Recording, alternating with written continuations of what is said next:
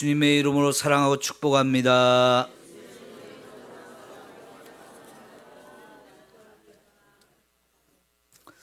오늘이 원래는 어린이날이지만 우리가 어린이 주일은 지난주에 지키고 오늘 어버이 주일을 지킵니다. 그래서 부모와 자녀 모두 함께 생각할 수 있는 말씀을 나누려고 합니다. 요즘 20, 30대를 가리켜서 MZ세대라고 얘기를 하지요. 앞에 M자는 밀레니엄 세대라는 것이고요. 뒤에 Z는 Z세대라고 이렇게 말하는데요. 지금 이 젊은이들은 우리 출산율이 감소하기 시작하면서부터 태어났어요. 근데 이들의 특징은 우리나라뿐만 아니라 전 세계적으로 좀 그 교류가 굉장히 활발해지면서 글로벌해진 세대라고 이야기를 해요. 또 특별히 컴퓨터를 아주 자유롭게 활용할 수 있었던 첫 시대라고 볼 수가 있고요. 그리고 이 젊은이들은 뭐 인터넷뿐만 아니라 핸드폰을 아주 굉장히 잘 활용하죠. 그리고 그 세대들은 다른 사람들하고 소통할 때도 대면에서 말로 이렇게 주고받으면서 소통하기보다는 카페 한 자리에 앉아서 앞에 서로 주고 얼굴을 대면한 자리에서도요, 말로 하지 않고 핸드폰을 열어서 카톡이나 다른 SNS를 가지고 대화를 하는 그런 걸 더 좋아하는 이런 시대라고 볼 수 있어요. 이들의 큰 특징이 아주 개인주의적이고 이기적인 특징이 많습니다. 그리고 아주 자기 중심적인 생각들을 많이 하는데요. 그래서 부모들과 너무너무 다른 세대라고 볼 수 있어요. 사고방식이 다르고 생활방식이 너무나 달라져서요. 부모와 자녀인데 내 자식인데도 부모가 자녀들을 이해하기 어려운 면들이 너무나 많아졌죠. 내 자녀인데 왜 이렇게 우리가 이해가 안 되는 부분이 많아지고 차이가 많아진 겁니까? 여러 가지 이유가 많겠지만은 우선 우리의 자녀들이 자라는 환경이 우리 때와는 너무나 달라졌죠. 그리고 특별히 우리 자녀들이 배우는 게 너무나 달라졌어요.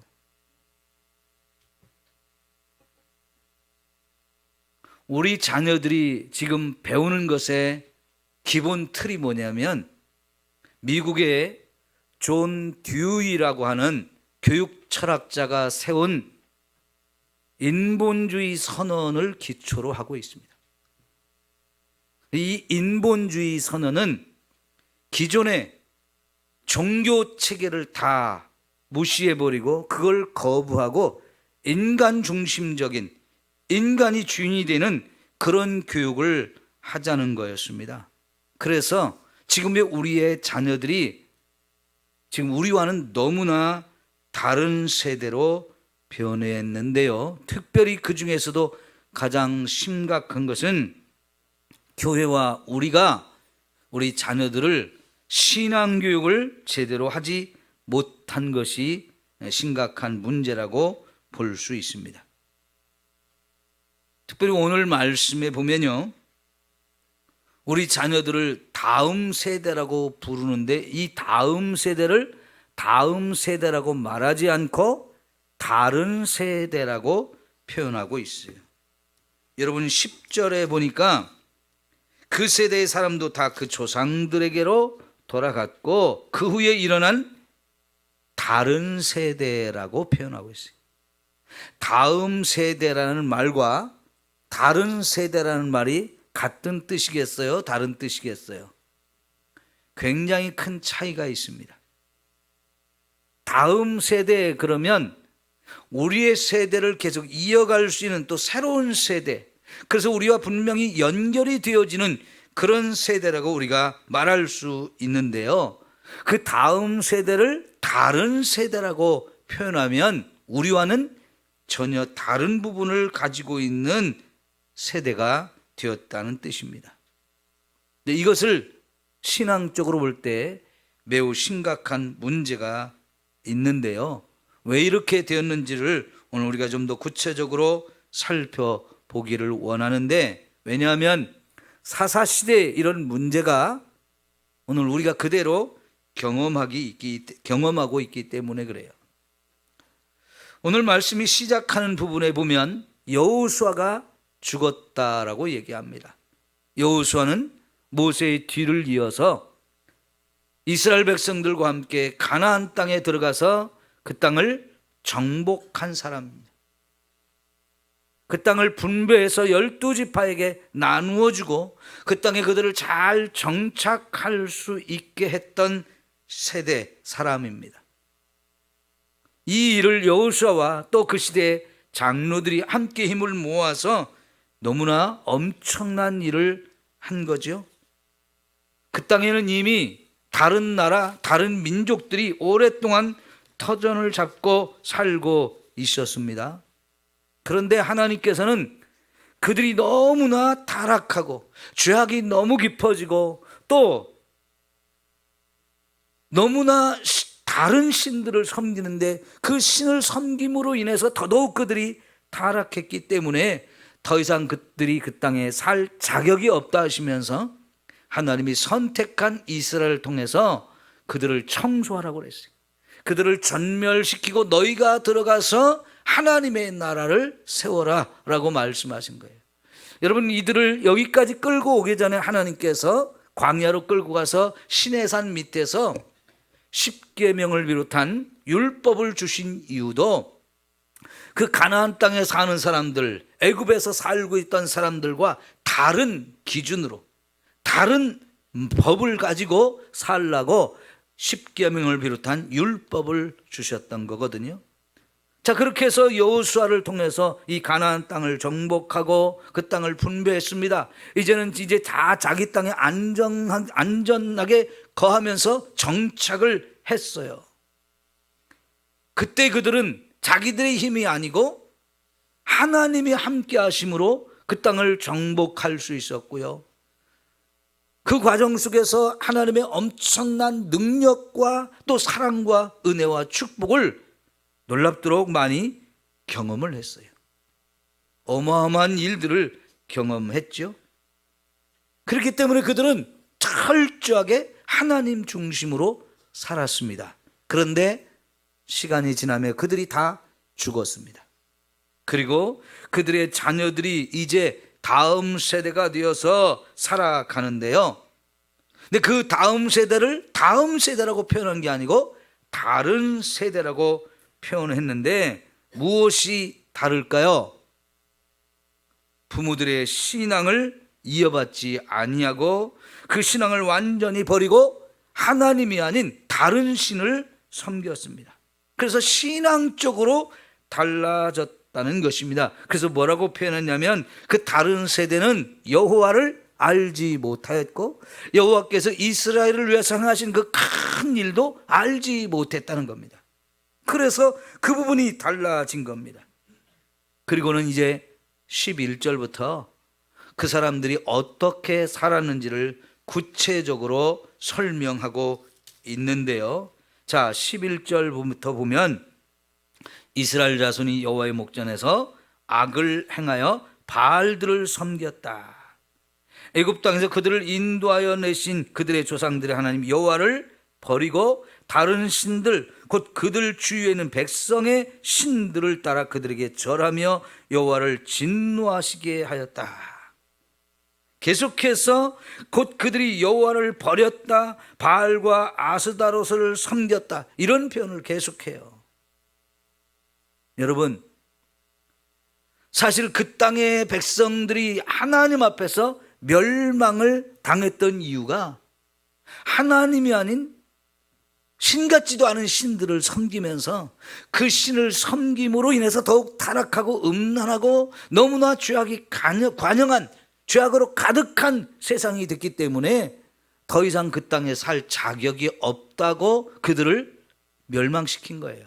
그런데 그들이 섬기던 신을 이제는 그 땅을 정복한 이 이스라엘의 자손들이 똑같이 섬기면서, 그러니까 결국은 하나님을 떠나고 하나님을 배반하며 하나님도 알지 못하고 하나님이 그들을 위해 행하신 일도 전혀 알지 못하는 이런 세대가 되었다는 겁니다. 그래서 결국 하나님이 그들에게 진노하시고 재앙을 내릴 수밖에 없게 된 겁니다. 그러면 여러분, 이 재앙을 당하는 사람들이 이 재앙을 이기려면 자기들이 믿는 신에게 기도를 해야 될 거 아니에요? 이게 또 우스운 게 말이죠. 고난을 당하면 그 고난에서 우리 좀 걸려달라고 누구한테 기도를 하느냐? 하나님께 또 기도하는 거예요. 지금까지는 바알과 아스다롯을 막 열심히, 그것도 아주 열심히 섬기다가 그들에게 재앙이 임하니까요, 그 신에게 기도하는 게 아니고 하나님께 기도해요. 뭔가 참 이상하지 않아요? 이게 떠나기는 떠났는데 완전히 떠난 게 아니에요. 양다리를 걸치고 있는 거지. 그래도 하나님께서는 그들을 사랑하시기 때문에 그들이 재앙 때문에 기도하면 그들을 위해서 사사들을 일으키셨어요. 그러면 그 사사들이 일어나서 적들을 물리치고 그들이 다시 평안히 살 수 있는 길을 열어줍니다. 그러면 평안을 얻게 되면 또 하나님은 떠나서 그 땅의 우상들을 섬기기에 바빠요. 그러면 또 하나님이 그들을 재앙을 내리시면서 또 다른 적들을 보내고 공격하고 그들의 가진 것을 다 빼앗아가고, 이런 상황이 반복되어지는데 사사기에서 이런 일을 7번 반복된 것을 우리에게 소개해 주고 있어요. 여러분, 이 사사기의 마지막 장 마지막 절을 한번 확인해 볼까요? 21장 25절입니다. 사사기 21장 25절. 이게 사사시대가 어떤 시대였는지를 너무나 분명 확실하게 보여주는 표현이 거기 있어요. 마지막 장 마지막 절. 사사기를 끝내면서 요 말을 딱 적어놓고 끝냈어요. 같이 봅시다. 시작. 그때 이스라엘에 왕이 없으므로 사람이 각기 자기의 소견에 옳은 대로 행하였더라. 왕이 없었자요. 인간 왕이 없었다는 말도 맞지만 사실 하나님께서 왜 이들에게 인간 왕을 세우지 않았느냐면 하나님이 그들의 왕이라는 것을 계속해서 깨닫게 하려고 그러셨던 거예요. 근데 여기에 이스라엘의 왕이 없었다는 얘기, 결국은 이스라엘 백성들이 하나님을 자기들의 왕으로 인정하지 않고 섬기지 않았다는 얘기입니다. 그들을 지도하고 통치하고 다스리는 왕이 없으니까 이제 어떻게 사느냐? 다 각각 자기 소견에 옳은 대로 살았다 하는 겁니다. 여러분, 이게 어떻게 보면 자유가 무한대로 주어져서 정말 마음대로 마음껏 살았구나, 자유롭게 살았구나, 이렇게 생각할 수 있는데, 여러분, 인간에게 자유를 무한대로 주면 그 자유를 제대로 사용할까요? 인간은 악하기 때문에 자유를 주면서도 어느 정도의 제한을 두고 통제를 하지 않으면 안 되는 게 인간입니다. 그런데 모두가 다 제각각 자기 소견에 옳은 대로, 자기 하고 싶은 대로, 자기 멋대로 살았다는 겁니다. 자기가 주인입니다. 자기가 왕입니다. 내 생각이 맞아, 내가 선택하고 내가 결정하고 내가 행하는 것이 옳다 하면서 다 그렇게 살았다는 겁니다. 사사시대 사람들이 그렇게 살았고, 그래서 사사시대가 얼마나 혼란스러웠고 하나님의 진노가 얼마나 그들에게 자주 임했고 그들이 얼마나 엄청난 고통을 당했는지를 보여주는 게 사사시대입니다. 이스라엘의 왕은 하나님이십니다. 그 하나님을 그들이 거부했습니다. 그 하나님을 왕으로 섬기지 않았습니다. 그리고 자기가 원하는 대로, 자기가 생각하고 자기가 판단하는 대로 다 자기 소견에 옳은 대로 살았다고 하는데, 그 결과적으로는 사람들의 삶이 하나님을 버리고 하나님을 떠나서 하나님이 아닌 다른 신을 섬기게 된 겁니다. 여러분, 우리 인간이 얼마나 연약한 존재입니까? 아는 것도 너무나 제한적이죠. 능력도 아주 제한되어 있어요. 그런 우리가 무엇을 얼마나 할 수 있겠습니까? 그러면서도 항상 자기 생각이 맞고 자기 판단이 맞고 자기 결정이 옳다고 착각을 하며 사는 겁니다. 그러다 보니까 너무나 혼란스러웠어요. 그 혼란을 계속해서 반복하고, 그러면 하나님이 진노하시고, 그러면 결국은 또 하나님 앞에서 살려달라고 애걸복걸하고, 그런 일이 너무나 반복이 되었죠. 여러분, 하나님께서는 이스라엘 백성을 가나안 땅에 들여다 보내면서 굉장히 강조한 것이 뭐냐면, 너희는 절대로 그 땅 백성들처럼 살지 말라. 특별히 그들이 섬기던 신을 섬기지 말고 오직 여호와 하나님만을 섬기라고 말씀을 하셨어요. 왜 그럴까요? 하나님은 온 세상을 창조하신 분이지만 그들이 섬기던 그 하나님 대신에 섬겼던 신들은 모두가 사람이 자기 자신을 위해서 만든 신에 불과해요. 이사야서에 보면 아주 재미있는 표현을 하는데, 너희가 산에 올라가서 나무를 베어다가 한 토막은 잘라서 장작으로 만들어서 불을 떼서 음식을 만들어 먹으면서, 또 한 토막을 가지고는 너희가 원하는 우상을 만들어 세워놓고 그것이 우리의 신이다, 그것이 우리를 축복할 수 있다고 하면서 거기에 빌고 제사를 드리는데, 그 신이 말하기를 하느냐, 듣기를 하느냐, 보기를 하느냐, 움직이기를 하느냐, 쪼개어서 불에 태운 거나 좀 멋있게 만들어서 신이라고 부르는 거나 다를 게 뭐가 있느냐는 거지요. 그래요, 사람이 만든 신은 이렇게 사람이 자기 자신을 위해서 만들고 이게 우리를 축복할 거라고 신이라고 부르며 신으로 섬기는데, 그 신이 진짜 참 신일까요? 그런 우스꽝스러운 신을 섬기지 말고 온 세상을 창조하시고 우리를 구원하실 그 권세를 가지신 그 하나님을 온전히 섬기라는 겁니다. 여러분, 이런 사사시대의 상황이 오늘 우리 시대에도 그대로 반복되고 있지 않습니까? 저와 여러분은 하나님을 열심히 섬겨왔어요. 그런데 우리 자녀들이 지금 어디 있습니까? 부모들은 여기 많이 있는데 우리의 자녀들은, 물론 객지로 떠난 사람들도 많은데요, 그 자녀들이 지금 예배 자리에 있습니까? 아니면 예배 자리가 아닌 다른 곳에 많이 가 있습니까? 안타깝게도 우리의 자녀들이 예배 자리에 있기보다는 세상으로 흘러갔습니다. 하나님을 떠났고 하나님을 인정하지 않는 자녀도 많고요, 다 제멋대로 자기 생각대로 자기가 옳다고 하면서 이제 부모의 말까지도 인정하지 않습니다. 하나님께 돌아와서 나와 함께 하나님을 믿고 하나님 뜻대로 살자라고 얘기하면 더 큰 소리를 치며 고집을 부리죠. 우리 자녀들이 우리와 신앙적으로 너무 다른 세대가 되어버렸어요. 그들의 삶이 어떻게 될까요? 사사시대의 삶을 그들도 반복해서 살 수밖에 없을 겁니다. 미래가 보이지 않나요? 왜 우리 자녀들이 이렇게 되었습니까? 하나님을 잘 믿는 사람들의 그 자녀들이 왜 이렇게 하나님도 모르고 하나님이 우리를 위해 행하신 그 큰 일도 전혀 알지 못하는 사람이 된 겁니까?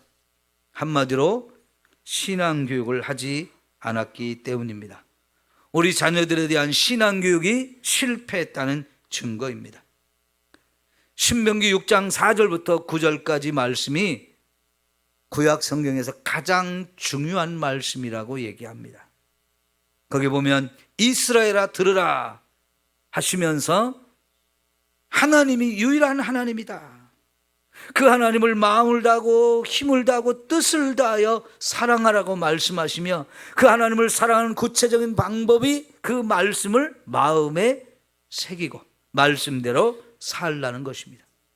그리고 그 말씀을 너만이 아니고 내 자녀들에게도 부지런히 가르치는데 집에 앉아서도 가르치고 누워서도 가르치고 밖에 나가서 걸어갈 때도 계속해서 끊임없이 이 말씀을 가르쳐서 부모는 부모대로 자녀는 자녀대로 다 하나님 말씀대로 살도록 하게 하셨어요.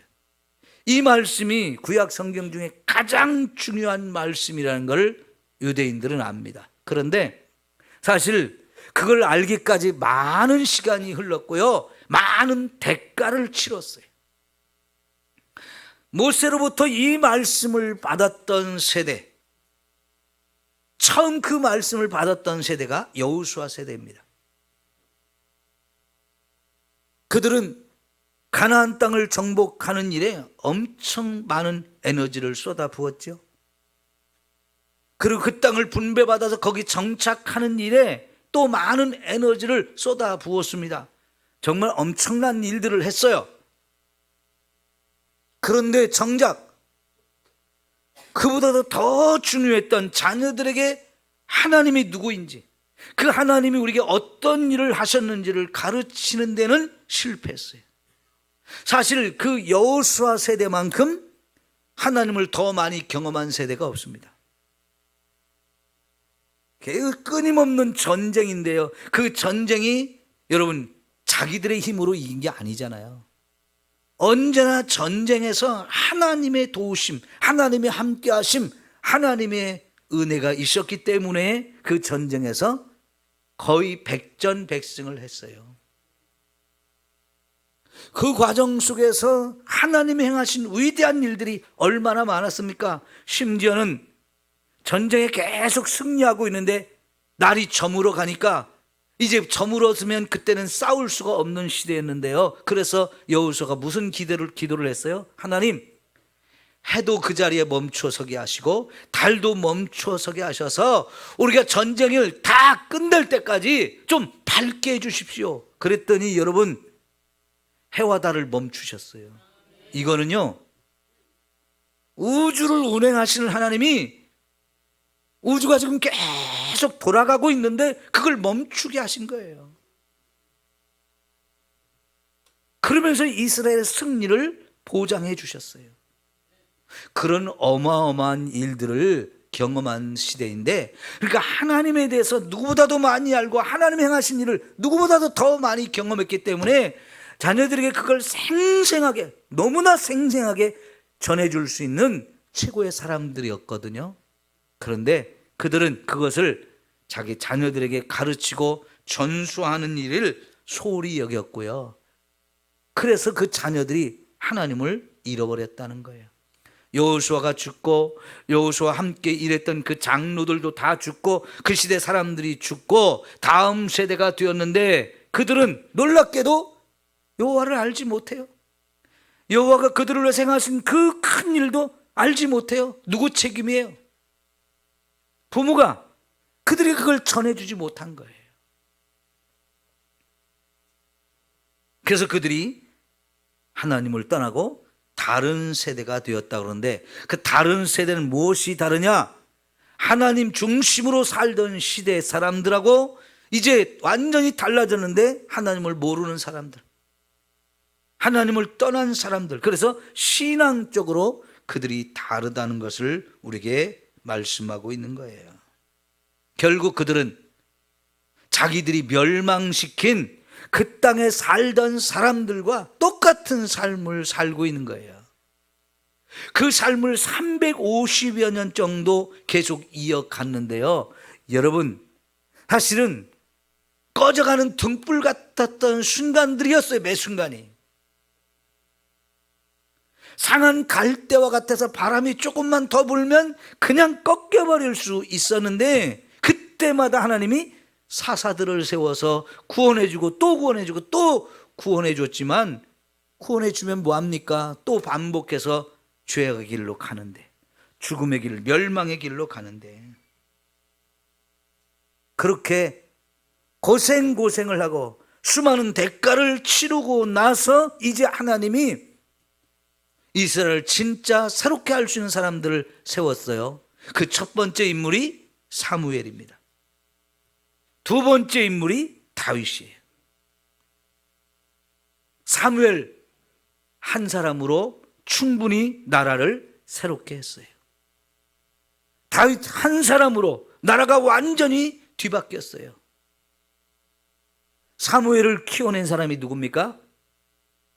기도의 사람 한나였어요. 눈물로 하나님께 기도하던 이 한나는 자식이 없어서 서럽고 사람들에게 무시당하고 하는 이 모습에 너무나 안타까워서, 하나님 나도 좀 자식을 주세요. 눈물로 기도했고, 내게 정말 자식을 주면 이 자식을 하나님 앞에 드려서 평생 하나님을 위해 살게 할게요. 그렇게 눈물로 기도했더니 하나님이 응답하셔서 사무엘을 주셨고요. 젖을 떼자마자 이 어린 아이를 성전으로 데려가서 너는 여기서 하나님을 섬기며 살아라 하고 성전에 드렸어요. 사무엘은 그래서 어려서부터 성전에서 살면서 하나님을 만났고 하나님의 음성을 들었어요. 그래서 그도 어머니처럼 기도하는 아들이 되었고요. 죽을 때까지 나는 너희를 위해서 기도하지 않는 죄를 범하지 않을 것이다 하면서 평생 기도의 사람으로 살았는데, 그가 이스라엘의 마지막 사사였고요. 사사 시대를 끝내는 사람이 되었어요. 하나님께 반복된 죄를 끝내고 재앙과 저주를 끝내고 새로운 나라를 만들어낸 것이 사무엘인데, 그런 사람 한 사람으로 충분히 그와 같은 일을 한 거거든요. 민족을 살리고 나라를 살렸어요. 그리고 그 이어서 다윗이 일어났잖아요. 여러분, 룻기에 보면 다윗의 부모, 다윗의 조상들이 어떤 사람인지를 보여주는데, 거기 대표적인 인물이 룻과 보아스예요. 이 룻과 보아스의 이야기는 이 사람들이 얼마나 철저하게 하나님 말씀에 순종하는 사람이었는가를 우리에게 보여줘요. 그렇게 말씀을 중요하게 여기고 말씀대로 살려고 자신의 전 재산도 아낌없이 드릴 수 있는 이런 삶을 살다 보니까요, 그들을 축복하셔서 그의 후손 가운데 다윗이 태어났어요. 그 다윗을 하나님이 사용하셔서 말씀으로 준비된 이 사람을 통하여 하나님이 나라를 완전히 새롭게 했잖아요. 이스라엘 백성이 원했던 사울 왕은 나라를 완전히 또 엉망으로 만들어 갔는데, 그렇게 엉망에 되어진 나라를 다윗이 하나님 마음에 합한 자가 되어서 완전히 새롭게 한 것을 볼 수 있습니다. 오늘 이 시대에 사무엘 같은 사람이 필요하고 다윗 같은 사람이 필요합니다. 그들을 길러낸 것이 가정이에요. 기도하는 어머니, 말씀대로 사는 이 부모와 조상들로 인해서 기도의 사람, 말씀의 사람이 서니까 그들이 나라를 새롭게 하고 민족을 새롭게 해서 바로 세운 것을 우리는 확인할 수 있습니다. 오늘 저와 여러분이 우리 자녀들을 하나님께 돌아오게 하는 일, 이것이 무엇보다도 중요하다는 걸 깨닫고 저와 여러분이 한나처럼 하나님 앞에 엎드려야 할 줄 믿습니다. 여러분, 우리 부모 세대 우리를 어떻게 길러내셨습니까? 정말 눈물로 하나님 앞에 기도하며 저와 여러분을 길러내셨어요. 경제적으로 여유가 없어서 잘 먹여주고 잘 입혀주고 정말 공부 잘할 수 있게 뒷받침하는 건 못했어요. 먹고 살기도 너무 힘들었으니까요. 그 대신 하나님 앞에 새벽마다 나가서 눈물로 기도하면서 하나님을 의지했고 말씀대로 살려고 정말 애를 많이 쓰셨어요. 그래서 그 은혜로 저와 여러분도 지금껏 하나님을 믿고 사는 것 아닙니까? 근데 어쩌다 우리는 하나님을 섬기면서 믿음으로 사는데 우리의 자녀들을 이렇게 믿음으로 세우는 일을 실패를 한 겁니까? 자녀들에게 신앙교육을 제대로 하지 못하고 그들을 위해서 말씀으로 사는 본을 보여주지 못하고 기도하는 열정을 우리가 잃어버렸기 때문입니다. 우리의 자녀들과 손자, 손녀들이 공부 잘하고 좋은 대학에 가고 좋은 직장에 가고 성공하는 거 모두가 원하는 일이고 다 그렇게 됐으면 좋겠어요. 그것도 중요하지만 그러나 그보다 더 중요한 것은 그들이 하나님께 돌아와서 같이 신앙생활을 하는 겁니다. 달라진 그들이 다시 돌아오게 하는 일은 저와 여러분의 기도밖에는 없어요. 이제는 다 장성해서 우리가 말을 해도 자기가 옳다고 얘기합니다. 우리 말을 안 들어요. 이거는 말로써 하는 게 아니고요. 이제는 저와 여러분이 기도해서 하나님의 은혜로 그들이 돌아와 변화되어지는 것, 그게 너무나 필요한 겁니다. 5월이 되면 객지에 나가 있는 자녀들이 용돈도 좀 두둑이 보내기도 하고 직접 와서 맛있는 거 같이 먹으러 가자고도 하고 여행도 좀 시켜드리겠다고 해요. 어쩌면 그래서 오늘 빈자리가 좀 더 많아졌는지도 모르겠어요.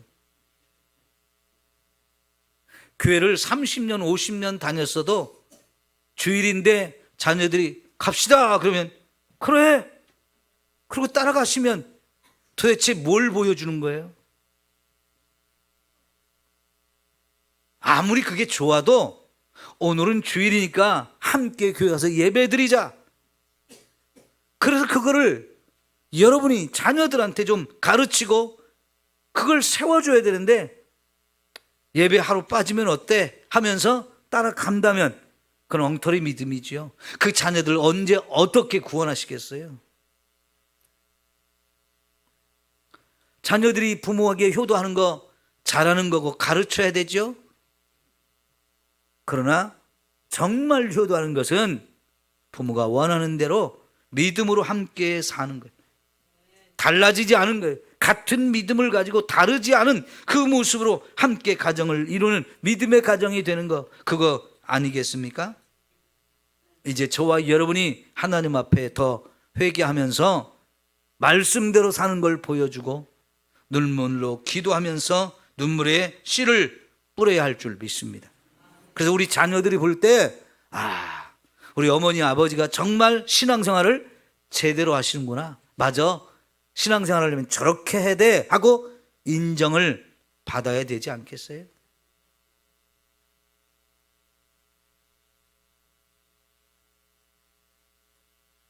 이왕에 신앙생활하는 거 우리 어머니 아버지처럼 해야지. 그런 인정을 좀 우리가 받아야 할 줄 믿습니다. 저와 여러분이 하나님 앞에 눈물로 기도하는 거, 그 기도는 쌓입니다. 그리고 언젠가 그 기도가 기적을 만들어냅니다.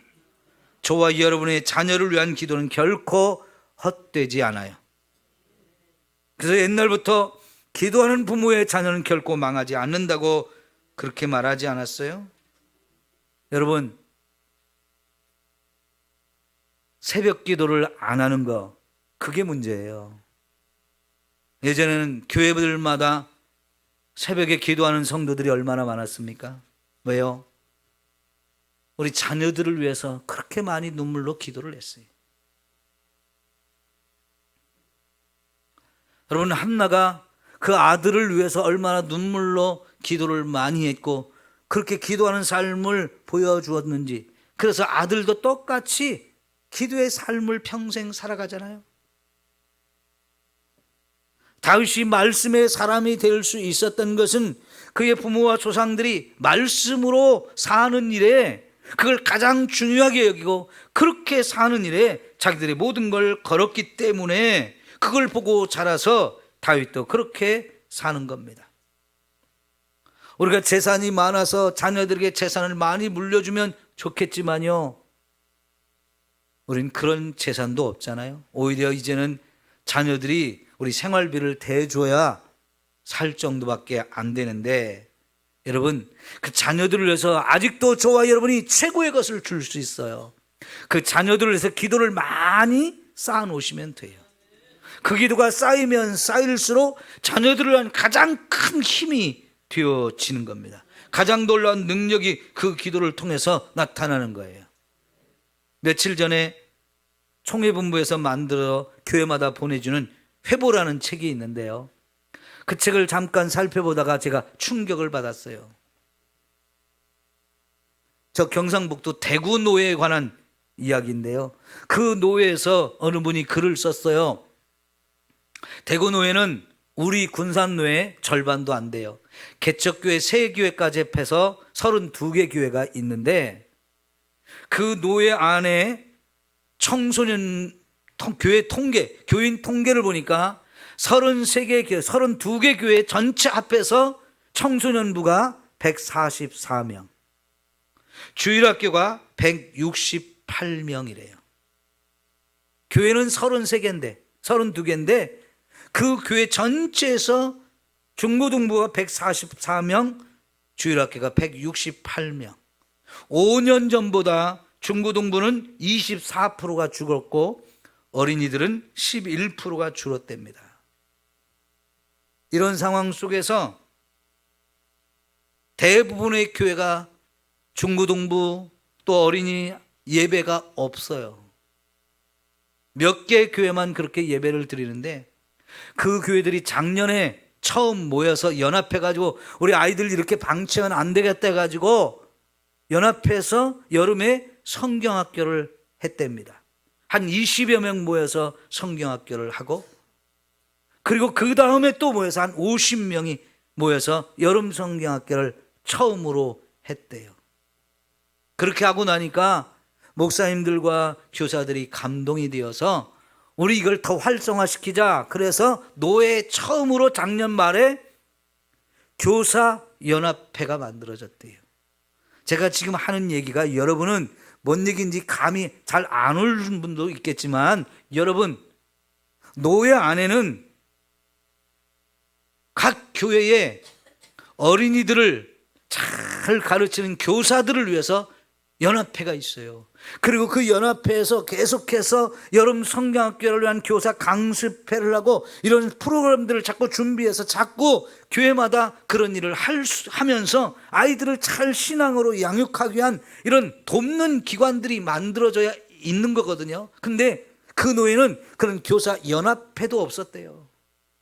그러니 여러분, 교회마다 아이들이 줄고 줄 수밖에 없는 거죠. 제가 이 글을 읽으면서 너무나 충격이었어요. 그러면 대구 노회에 미래가 있을까요? 지금 신앙생활하고 하는 그 대구 노회 기장교회들의 성도들의 가정에 미래가 있을까요? 교회에 미래가 있을까요? 그 자녀들이 신앙생활을 안 하는데 무슨 미래가 있겠습니까? 왜 이렇게 된 겁니까? 자녀들이 신앙생활을 할 수 있도록 신앙교육하는 것을 놓아버린 거예요. 방치한 거예요. 네 멋대로 살아라, 네 하고 싶은 대로 살아라, 다 이렇게 방치를 한 거지요. 이것이 대국 노예만의 문제가 분명히 아니라고 생각합니다. 수많은 노예들이, 기장에 수많은 노예들이, 그리고 수많은 교회들이 지금 이런 상황이고요. 우리 교회도 젊은 세대가 너무 이제 교회에 없고 그 자녀들 몇몇만 우리 지금 신앙교육을 시키고 있는데 이게 현실이에요.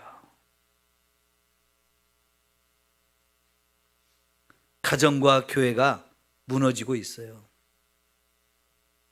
가정과 교회가 지금 너무 심각한 상황 속에 있는데도 이 문제를 심각하게 느끼지 않는 것이 더 큰 문제예요. 여러분이 옛날에 어거스틴이라는 위대한 분이 있었어요. 근데 이 사람이 이렇게 위대한 사람이 된 것은 그의 어머니의 기도 때문이었습니다. 사실 어거스틴은 어려서 부모님과 함께 신앙생활을 하던 사람이었지만 최고의 교육을 시켜줬더니 하나님을 떠났어요. 똑똑했습니다. 그런데 그가 하나님을 떠나서요, 다른 신을 섬겼어요. 그리고는 얼마나 타락했든지 창녀와 결혼을 했어요. 그런 자녀를 보면서 어머니는 얼마나 더 눈물로 하나님께 기도했을까요? 그리고 그 자녀가 돌아올 때까지 어머니의 기도는 쉬지 않았어요. 끈질기게 기도하던 중에 오랜 시간이 흘렀고요, 하나님이 그 기도를 응답하셔서 그 아들이 어느 날 갑자기 기적적으로 하나님께 돌아왔거든요. 근데 돌아온 것으로 끝나지 않았습니다. 그때부터 이 사람은 엄청난 일을 했는데요, 예수님이 태어나시고 인류 구원하는 일을 하시고 500년 동안에 가장 위대한 신학자가 되었어요. 그리고 그 500년 기간은 신학을 정립해가는 기초 과정이었기 때문에 교회 안에서 엄청난 신학적인 논쟁들이 있었는데 그 논쟁을 다 종식시키고 신학을 집대성해서 더 이상 논란하지 않아도, 논쟁을 벌이지 않아도 될 정도로 신학을 다 기가 막히게 정리한 너무나 위대한 인물이 되었는데요, 500년 만에 한 사람 나올까 말까 한 사람이라고 그렇게 칭찬을 받는 사람이 됐는데, 이거는 전적으로 어머니의 기도가 있었기 때문에 그렇게 되어진 겁니다. 여러분, 350년의 사사시대를 끝낸 사무엘과 다니엘이 있었듯이 어거스틴이 있었고요, 오늘 이 시대도 이런 사람 한 사람만 세워줘도 됩니다. 여러분의 자녀가 그 주인공이 되면 얼마나 좋을까요? 거기에는 저와 여러분의 눈물의 기도가 필요하고요, 말씀만 붙들고 살겠다는 이 고집과, 그래서 그걸 본으로 보여주는 것이 너무나 필요합니다. 그래서 저와 여러분의 자녀들이 하나님께 돌아와서 우리와 다르게 사는 게 아니라 우리의 뒤를 이어가는 너무나 아름다운 다음 세대가 되기를 소망합니다. 기도합시다. 하나님 아버지, 우리의 자녀들이 우리와 다른 세대가 되어가고 있습니다. 신앙이 달라진 것이 가장 큰 문제가 있는데, 이것은 우리의 자녀들을 위해서 우리가 신앙을 전수하지 못했기 때문입니다. 우리는 열심히 이렇게 모여 예배를 드리지만 우리의 자녀들은 지금 이곳에 없습니다. 하나님을 떠나고 하나님을 알지 못하고 하나님이 행하신 위대한 일을 알지 못하고 부정하고 거부하는 시대가 되었는데, 하나님, 정말 우리 자녀들을 다시 하나님께 돌아오게 하는 일 기도밖에 없습니다. 우리가 먼저 하나님 앞에 더욱 철저하게 말씀 붙들고 사는 것을 본으로 보여줘야 할 줄 믿습니다. 우리의 자녀들이 볼 때 그렇지, 신앙생활하면 저렇게 해야 돼, 우리 부모님처럼 해야 돼, 인정을 받게 하옵소서. 그래서 우리의 자녀들이 우리 품으로 돌아올 뿐만 아니라 하나님 품으로 돌아와서 우리의 아름다운 다음 세대가 될 수 있도록 축복해 주옵소서. 예수님의 이름으로 기도하옵나이다. 아멘. 찬송가 500